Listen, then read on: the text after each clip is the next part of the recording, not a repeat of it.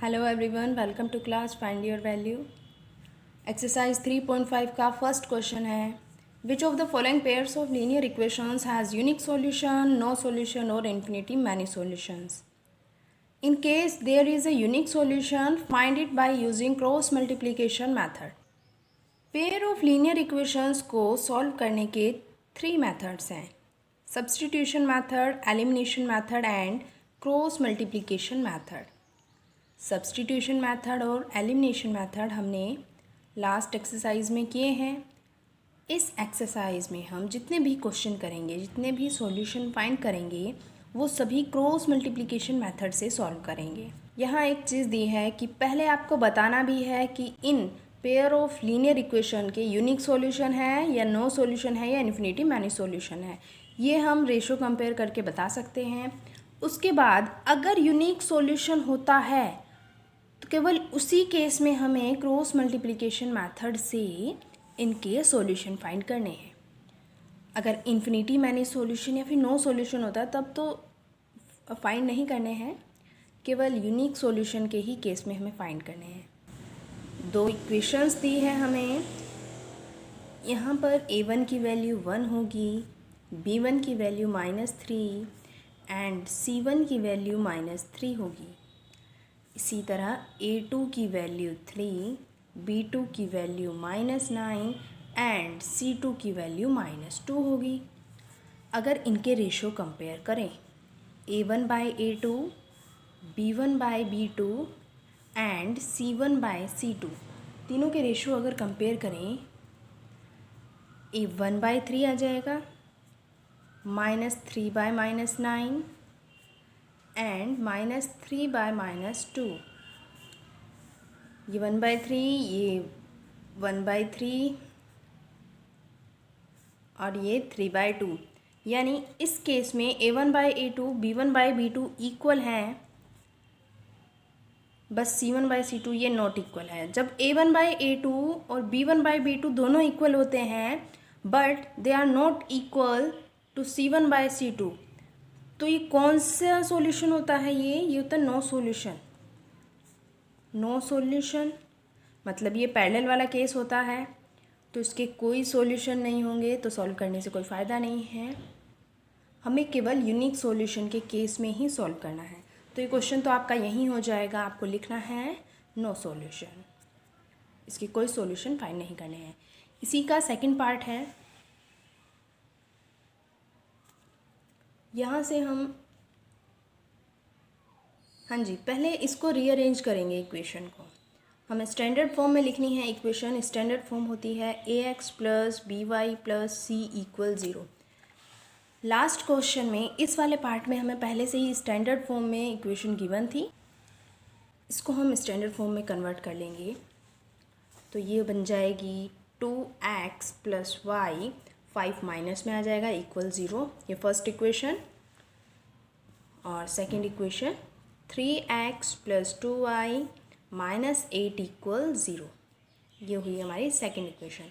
दोनों इक्वेशन से a1, b1, c1, a2, b2, c2 इनकी वैल्यूज़ फाइंड करेंगे। a1 यहाँ होगा 2, b1 होगा 1 and c1 -5, a2 3, b2 2 and c2 -8। ये a1, a2, b1, b2 समझ में आ रहा है क्या है? a1 होता है फर्स्ट इक्वेशन में x का कोफिशिएंट, a2 होता है सेकंड इक्वेशन में x का कोफिशिएंट, b1 y का कोफिशिएंट और c1 होगा कांस्टेंट टर्म। इसी तरह b2 सेकंड इक्वेशन में y का कोफिशिएंट और c2 कांस्टेंट टर्म। अब इनके रेशो कंपेयर करेंगे, a1 by a2, b1 by b2 and c1 by c2। a1 by a2 2/3, b1 by b2 1/2, c1 by c2 -5 by -8 means 5/8। देखिए a1 by a2 not equal है b1 by b2, तो ये होगा unique solution. जब a1 by a2 not equal b1 by b2 होता है तो ये यूनिक सॉल्यूशन होता है। जिसको हम इंटरसेक्टिंग लाइंस भी बोलते हैं अगर ग्राफ में शो करें तो ये यूनिक सॉल्यूशन आया। इसका मतलब अब हमें इसे सॉल्व करना पड़ेगा, एक्स वाई की वैल्यू फाइंड करनी पड़ेगी, लेकिन by cross multiplication method. So cross multiplication method सीख लीजिए बहुत ही इजी तरीके से। क्रॉस मल्टीप्लिकेशन मेथड एक बार सीख लिया तो कभी नहीं भूलोगे, और ये अगर एग्ज़ाम में आ जाता है तो 4 से ज़्यादा नंबर का ही आता है। मैं बुक वाले मेथड से नहीं कराऊंगी, एकदम इजी मेथड होगा। सबसे पहले इस क्वेश्चन को लिख लेंगे, 2x + y = 5 and 3x + 2y = 8। इसे हमने, ये इक्वेशन हमें गिवन थी, दोनों इक्वेशन, इसको हमने रीअरेंज किया स्टैंडर्ड फॉर्म में। कैसे लिखा, 2x + y - 5 = 0 और 3x + 2y - 8 = 0, इस तरह लिखा। तो आपको स्टैंडर्ड फॉर्म में लिखनी है सबसे पहले इक्वेशन, उसके बाद x लिखना है। x के नीचे क्या आएगा वो बता देते हैं। जब x लिखोगे आप तो जो ये x वाली टर्म है इसको छिपा लेंगे, ठीक है।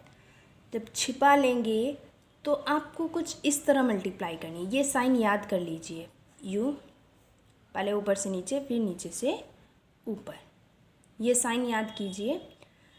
तो हम ये जो 4 नंबर्स हमें दिख रहे हैं इनकी ऐसे पहले u फिर नीचे से ऊपर इस तरह मल्टीप्लाई करेंगे। किन की करेंगे, केवल कोफिशिएंट की। y का कोफिशिएंट 1 है, यानी 1 की मल्टीप्लाई -8, ठीक है। यहाँ लिखेंगे 1 की मल्टीप्लाई -8। फिर क्या करना है, माइनस करना है। फिर हम माइनस करेंगे और अब नीचे से ऊपर जाएंगे। y का कोफिशिएंट 2, 2 की मल्टीप्लाई -5, 2 की मल्टीप्लाई -5, ये हो गया x के नीचे वाली टर्म। अब यहाँ इक्वल का साइन लगाना है। अब y लिखना है, y के आगे लगाना है माइनस का साइन, -y ये लिखना है। अब y लिखा हमने तो y वाली टर्म को हम छिपा लेंगे। इसको छिपाया तो अब ये 4 टर्म बची, इसमें भी सेम यही रूल लगाना है। क्या है ये, पहले ऊपर से नीचे मल्टीप्लाई फिर नीचे से ऊपर। तो ऊपर से नीचे, ऊपर है 2, x का कोफिशिएंट 2, 2 की मल्टीप्लाई -8, 2 की मल्टीप्लाई -8 से फिर क्या करेंगे, फिर माइनस, और अब नीचे से ऊपर, नीचे है 3, 3 की मल्टीप्लाई -5 से या। अब लिखेंगे हम कांस्टेंट के लिए 1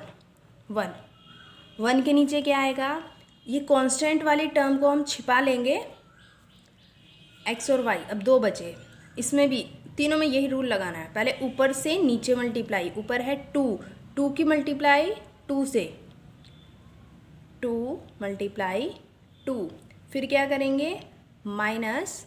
अब नीचे से ऊपर, नीचे है 3, 3 की मल्टीप्लाई 1 से, 3 × 1।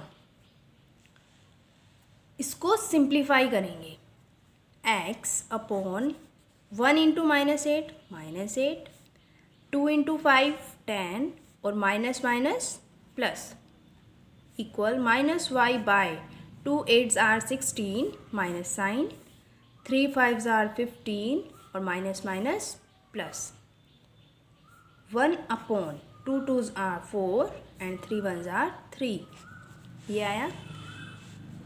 थोड़ा और सिंप्लीफाई कर लेंगे, जहाँ तक सिंप्लीफाई होता है वहाँ तक करेंगे। 10 - 8 2, -y/-16 + 15 -1, और यहाँ से माइनस साइन भी कट गया। 1/4 - 3 1। जब इस कंडीशन पे आ जाए तो यहाँ हम फर्स्ट, सेकंड और थर्ड तीनों टर्म लेट कर लेंगे कि हमने x/2 को फर्स्ट माना, y/1 को सेकंड और 1/1 को थर्ड। अब क्या करेंगे, हमें x और y की वैल्यू फाइंड करनी है। तो x की वैल्यू के लिए क्या करेंगे, x वाली टर्म के साथ ये जो कांस्टेंट है है ना। इन दोनों से x की वैल्यू फाइंड करेंगे और y के लिए y और इसके लिए इससे। तो x के लिए कर रहे हैं from first and third, first और थर्ड से। फर्स्ट है x/2 इक्वल थर्ड है 1/1 यानी 1। इससे हम x की वैल्यू फाइंड कर लेंगे। यहाँ क्रॉस मल्टीप्लाई हो जाएगी 2 की 1 के साथ, x की वैल्यू आ जाएगी 2 × 1 2, x की वैल्यू 2 आई। अब y के लिए क्या कर रहे हैं from second and third, y के लिए सेकेंड और थर्ड, x के लिए फर्स्ट एंड थर्ड, y के लिए y वाली टर्म और थर्ड मतलब ये जो कांस्टेंट है ये दोनों में आएगा, x के लिए भी y के लिए भी। सेकेंड और थर्ड से सेकेंड है y अपॉन 1 की तो लिखने की ज़रूरत ही नहीं है। y इक्वल क्या है 1/1 यानी 1, y की वैल्यू आ गई 1। ये हो गया हमारा क्रॉस मल्टीप्लिकेशन मेथड से सॉल्यूशन। अगर आपने लास्ट तक ये वीडियो देखी है तो प्लीज़ मुझे बताएं आपको ये क्रॉस मल्टीप्लिकेशन मेथड कैसा लगा, कमेंट में ज़रूर बताएं। And thanks for watching.